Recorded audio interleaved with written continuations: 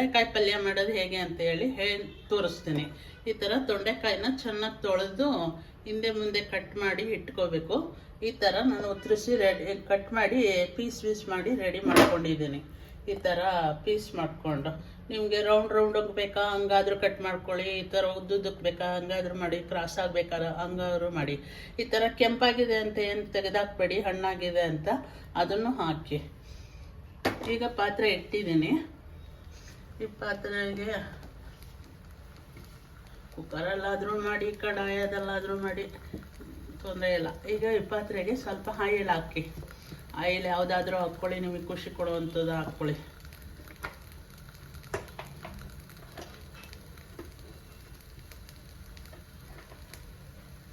ಈಗ ಅದೇ ಎಣ್ಣೆ ಕಾಯ್ತಾ ಇದೆ.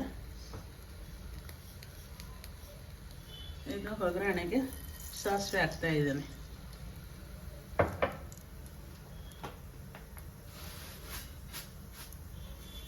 ಸ್ವಲ್ಪ ಜೊತೆಯಲ್ಲೇ ಸ್ವಲ್ಪ ಜೀರೆಯನ್ನು ಹಾಕ್ತೀನಿ.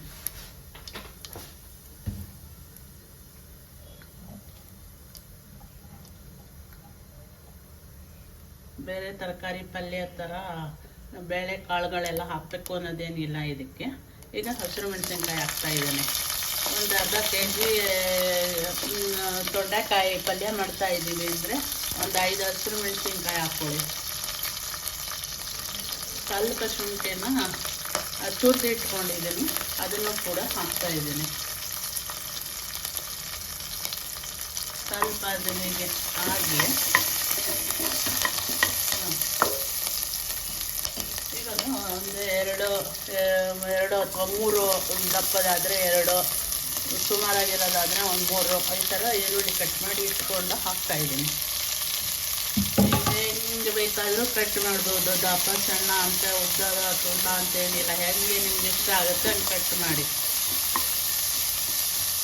ಈ ಥರ ಕಟ್ ಮಾಡಿಕೊಂಡು ಒಗ್ಗರಣೆಗೆ ಹಾಕಿ. ಈಗ ಅದೊಂದಿಗೆ ಸ್ವಲ್ಪ ರೋಸ್ಟ್ ಆಗ್ತಾ ಆಗಲಿ.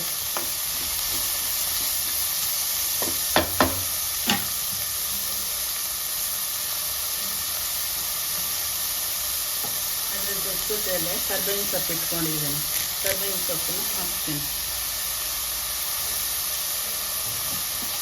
ತೊಂಡೆಕಾಯಿ ಮಾಡೋದು ಅವಾಗವಾಗ ತೊಂಡೆಕಾಯಿ ಪಲ್ಯನೂ ತಿನ್ನಿ. ಇವಾಗ ಬೇಸಿಗೆ ಕಾಲ, ಬಾಡಿ ಕೂಲ್ ಮಾಡ್ಕೋಬೇಕು ಅಂದರೆ ತೊಂಡೆಕಾಯಿನೂ ತಿಂದು ಬಾಡಿನ ಕೂಲ್ ಮಾಡ್ಕೋಬೇಕು.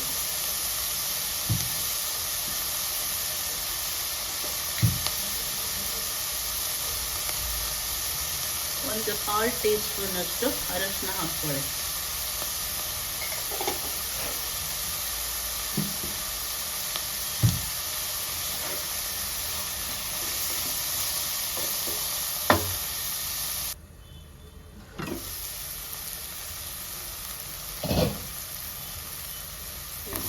ಈರುಳ್ಳಿ ಆಗಿದೆ.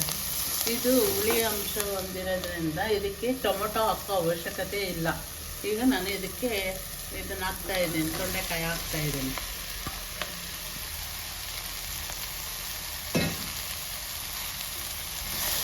ಫ್ರೆಶ್ ಆಗಿ ತಂದು ಅವಾಗ ಫ್ರೆಶ್ಶಾಗಿ ಕಟ್ ಮಾಡ್ಕೊಂಡು ತಿನ್ನಿ. ಆರೋಗ್ಯಕ್ಕೆ ತುಂಬ ಒಳ್ಳೆಯದು. ನೀರಿನಾಂಶ ಜಾಸ್ತಿ ಇರೋದ್ರಿಂದ ಆರೋಗ್ಯಕ್ಕೆ ಒಳ್ಳೆಯದು.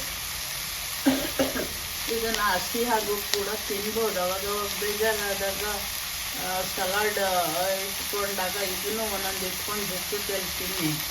ವೆಜ್ ಸಲಾಡ್ ಇಟ್ಕೊಂಡಾಗ ಆರೋಗ್ಯಕ್ಕೆ ಒಳ್ಳೆಯದು. ಸೌತೆಕಾಯಿ ತಿಂದಂಗೆ ಆಗುತ್ತೆ.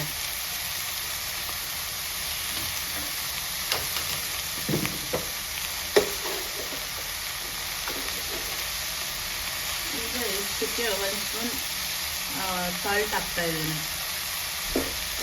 ನಿಮಗೆ ಎಷ್ಟು ತರಕಾರಿನ ಉದುರಿಸ್ತೀರ ಅಷ್ಟನ್ನು ಹಾಕ್ಕೊಳ್ಳಿ. ಅದಕ್ಕೆ ರುಚಿ ನೋಡಿಕೊಂಡು.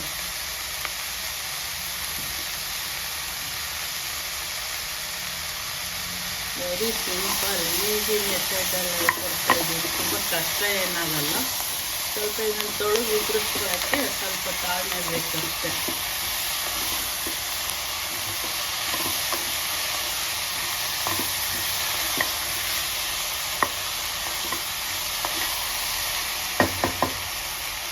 ಬೇಕು, ನೀರಿನಂಶ ಬೇಕಲ್ಲ. ಅವಾಗವಾಗ ಈ ಥರ ಮಾಡಿಕೊಂಡು ರೊಟ್ಟಿ, ಚಪಾತಿ, ದೋಸೆ ಅಥವಾ ಊಟಕ್ಕೆ ಅನ್ನದ ಜೊತೆ ನಂಚೋದಕ್ಕೆ ಎಲ್ಲ ಚೆನ್ನಾಗಿರುತ್ತೆ.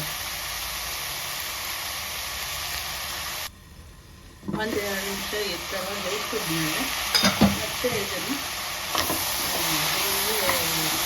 ಕೈ ಆಡಿಸ್ಬಿಡಿ.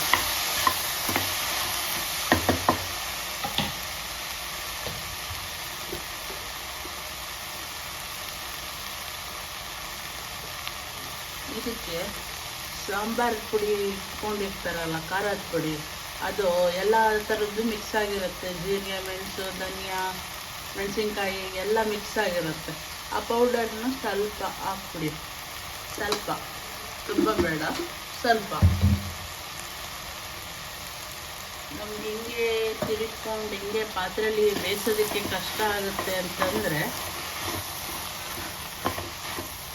ಈ ಥರ ತಿರುಗಿಬಿಟ್ಟು ಸ್ವಲ್ಪ ಬೇಯೋದಕ್ಕೆ ನೀರು ಹಾಕ್ಬಿಡಿ. ಜಾಸ್ತಿ ಹಾಕ್ಬಿಡಿ, ಅದರಲ್ಲೇ ನೀರಿನಂಶ ಇರುತ್ತಲ್ಲ. ನಮಗೆ ಟೈಮ್ ಇಲ್ಲ ಬೇಯಿಸೋದಕ್ಕೆ ಇದು ಅಂತ ಅನಿಸಿದ್ರೆ ಕುಕ್ಕರ್ ಮುಚ್ಚಳನ ಮುಚ್ಚಿಬಿಟ್ರೆ 2 ನಿಮಿಷ ಬೇಯ್ಕೊಂಬಿಡುತ್ತೆ. ಈ ಥರ ಬೇಯ್ತಾ ಇರೋದಕ್ಕೆ ನಾನು ಇದ್ರ ಮೇಲೆ ಕಾಯಿ ತುರಿ ಇಟ್ಕೊಂಡಿದ್ದೀನಿ. ತೆಂಗಿನಕಾಯಿ ತುರಿನ ಹಾಕ್ಬಿಡಿ. ನಿಮ್ಗೆ ಎಷ್ಟು ಇಷ್ಟ ಆಗುತ್ತೆ ಅಷ್ಟು ನೋಡ್ಕೊಂಡು ಹಾಕಿ. ತುಂಬ ಬೇಡ ಅನ್ಸಿದ್ರೆ ಬೇಡ, ನಿಮ್ಗೆ ಎಷ್ಟು ಬೇಕೋ ಅಷ್ಟು ಹಾಕಿ. ಇಷ್ಟೇ ಹಾಕಬೇಕು ಅನ್ನೋದೇನಿಲ್ಲ.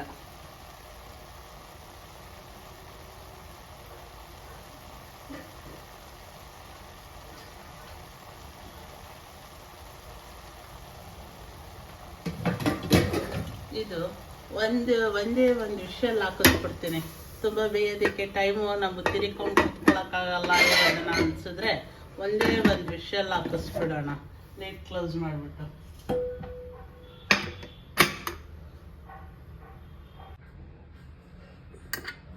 ಈಗ ತಣ್ಣಗಾಗಿದೆ. ಇದನ್ನು ಓಪನ್ ಮಾಡ್ತಾ ಇದ್ದೀನಿ. ಈಗ ತೊಂಡೆಕಾಯಿ ಪಲ್ಯ ರೆಡಿ. ಈ ಥರ ಬೆಂದಿರುತ್ತೆ.